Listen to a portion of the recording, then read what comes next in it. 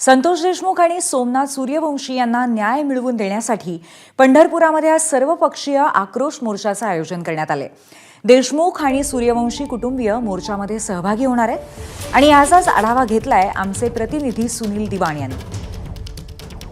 संतोष देशमुख आणि सोमनाथ सूर्यवंशी यांच्या कुटुंबियाला न्याय मिळण्यासाठी सोलापूर जिल्ह्याच्या वतीनं आज सकल मराठा समाज व ओबीसी समाजाच्या वतीनं हा मोर्चा आयोजित करण्यात येतोय। जनआक्रोश मोर्चा असणार आहे।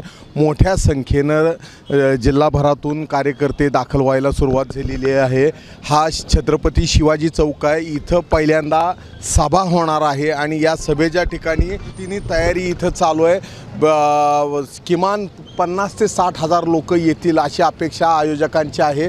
त्यापेक्षाही संख्या वाढू शकणार आहे आणि त्या दृष्टीनं तयारी केलेली आहे। पोलिसांचा चोख बंदोबस्त सर्वत्र लावण्यात आलेला आहे। ज्या वेळेला इथली सभा आणि मोर्चा सुरू होईल त्यावेळी इथलं जी वाहतूक आहे ती दुसऱ्या मार्गाने हलवण्याचा निर्णय घेण्यात आलेला आहे प्रशासनाच्या वतीनं आणि त्यामुळं आता या ठिकाणी जसे जसे मोर्चेकरी यायला सुरुवात होतील तसं या मोर्चाला सुरुवात होणार आहे। एकंदर या आजच्या मोर्चामध्ये मनोजदादा जरांगे पाटील असतील किंवा आमदार सुरेश धस असतील ही मंडळी येणार नसल्याची माहिती आपल्याला मिळते। मात्र देशमुख आणि सूर्यवंशी कुटुंबीय पोचणार आहेत पंढरपूरमध्ये थोड्या वेळात आणि ते आल्यानंतर या इथं सभेला सुरुवात होणार आहे। सभा झाल्यानंतर तहसील कार्यालयावर जाऊन मोर्चाच्या वतीनं निवेदन दिले जाणार आहे। पंढरपुरातून कॅमेरामन अजित देशपांडेसह सुनील दिवाण, एबीपी माझा। एबीपी माझा, उघडा डोळे बघा नीट।